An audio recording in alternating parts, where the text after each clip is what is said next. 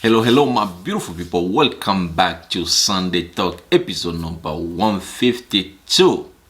In today's episode, as every week, every Sunday, I'm gonna go over 5 questions I received from you guys regarding I-130 process.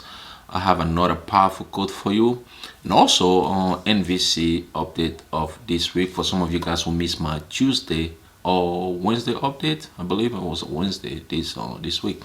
So before I start today's video, if you are new here, my name is John. My goal is to help newcomers here in the United States of America, permanent resident, and also U.S. citizens regarding some of their immigration questions, especially I-130 process.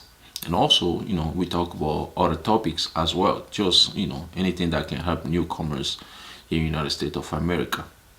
I want to wish you a happy Sunday. I hope your day is going well. So guys, let's start with the powerful code that I have for you today.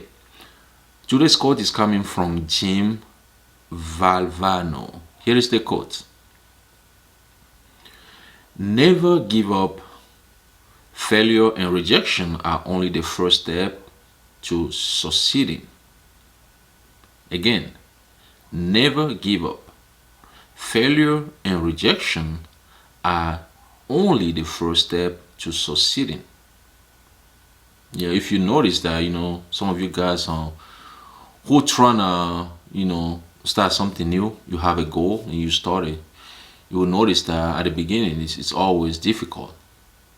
But don't give up. But keep pushing it. You're going to get to the destination. You're going to succeed. You're going to reach your goal. I think it's a powerful quote. And let me know in the description below, what do you think? So guys, let's start with the questions that I have for you today.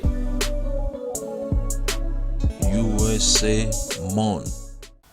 The first question of today's video is coming from Shay D. Here is the question.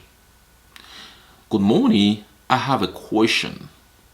I received my messages from Nvc stating I need a joint petitioner because I'm $2,800 short of the income requirement to sponsor my husband on a CR1 visa. My question is, if I get a joint sponsor, will they be responsible after my husband becomes a U.S. citizen, or is the contract null in void after he becomes a citizen? Also, how long will it take for him to become a U.S. citizen so the joint sponsor, I will not feel obligated? Well, thanks for the question. That's a good question. So the first part of the question basically is you want to know if your joint sponsor obligation, financial obligation, will stop after your husband becomes a U.S. citizen.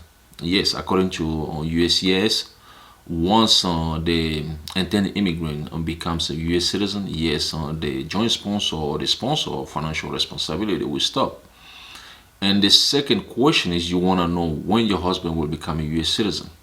Usually on CR1 visa, if a U.S. citizen file a petition for his or her spouse, that person will become will file N400, which is naturalization form, 3 years after he or she becomes a permanent resident. So once your husband arrives to the United States of America, he can apply for U.S. citizenship on 3 years or sometimes 90 days before that 3 years,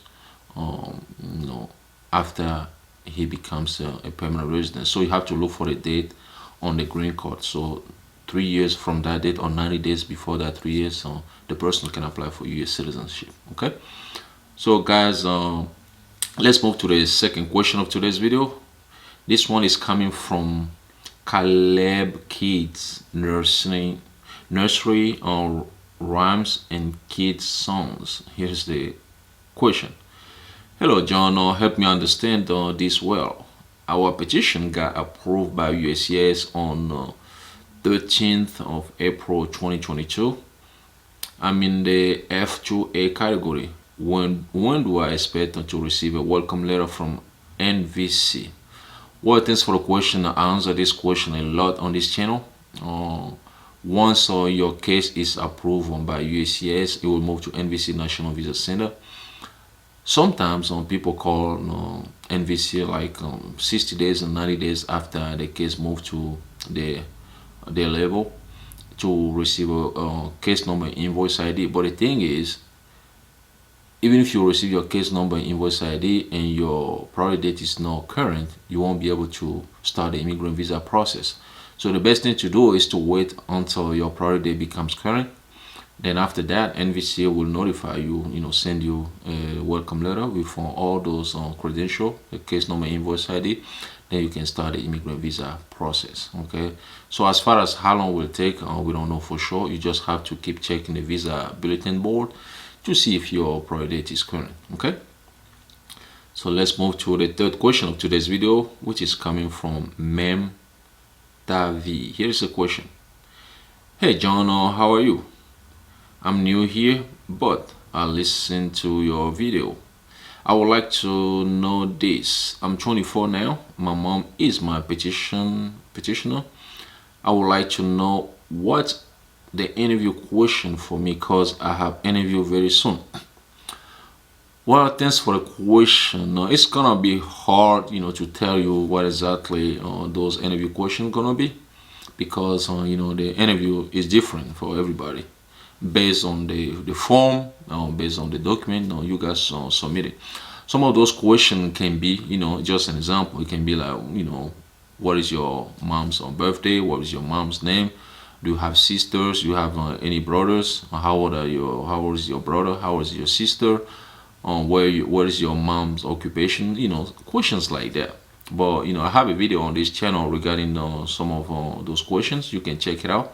And also make sure you talk to your mom, to learn about the information she put on on any form, like I-130 form, DS-260 form, and also what document they provided. And ask your mom if there is something you have to know and that you didn't know. You have to know before you go to the interview.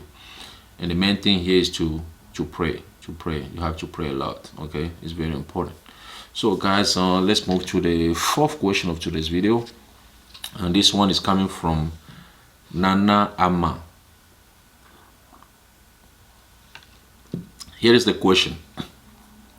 Please, I came to America 9th March 2022, but I have received my social security card. So when I'm going to receive my green card?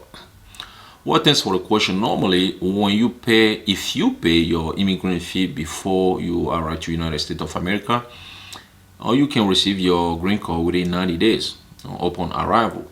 But in case you didn't pay your immigrant fee before you come to United States of America, you have to pay the fee first. And after you pay the fee, it can take maybe 3 months or 4 months before you receive your green card, because if you pay the fee here, you always you have to wait a little bit longer before you receive your green card. Okay, and then let's talk about the last question of today's video. This one is coming from Highly Favored J. Hello John, question: where should one go to update their status from F21 to IR1? And that's a good question, and I also talk about this a lot on this channel. I'm assuming that the petitioner in this case was a green card holder when he or she filed the I-130 petition, and now that person becomes a U.S. citizen. So to update your status, you have to contact Nvc. Contact Nvc. If I say you got to be the petitioner. Okay, the petitioner has to contact Nvc and let them know that okay, he or she becomes a U.S. citizen. Therefore, the beneficiary status has to change. Okay, then Nvc will take care of that. So guys, let's talk about Nvc update of this week. For some of you guys who missed this week update that I did on Wednesday. So the First one is May 16. So NVC announced on the website that they are working on cases they received from USCIS on May 16. Basically, after they receive those cases, they have to key in all the petition information in the system, and then will contact you guys. So, make sure you check your inbox so you don't miss any email coming from NVC, because usually once NVC receive your case, it can take them like 3 weeks to contact you if you are immediate relative. But if you are not immediate relative, it will take longer than that, because your priority date has to become current first. And then the second update is regarding case that document that they are reviewing. They're saying that they are reviewing document they received from you guys on March 17. Basically, once you guys receive a welcome letter, you will pay fees and submit some document. NVC review those documents. So those are the documents they are working on this week, and you have to wait until NVC contact you and let you know that okay, you are document qualified. Therefore, you have to wait for your interview appointment letter, which nobody knows when exactly you're going to receive those. Okay, you just have to keep waiting. And then the third update regarding emails. Some of you guys have questions. You send those questions to via NVC inquiry or public inquiry form. Well, they're doing their best to reply to those emails. Where this week they're saying that they are responding to inquiries they received from you guys on April 7th. So make sure you check your inbox so you don't miss any email coming from NVC. And also, the best thing to do is to log into NVC Computer Electronic Application Center to see if NVC send you email. If you receive email, read the email and do exactly what they ask you to do, or pay attention to whatever they told you to do, so you don't delay the process. All right, so guys, basically that's all I have for you today. Before I let you go, whatever you do today, do it peacefully. Once again, my name is John. Thanks for watching, and I'll talk to you guys in another video. USA Monde.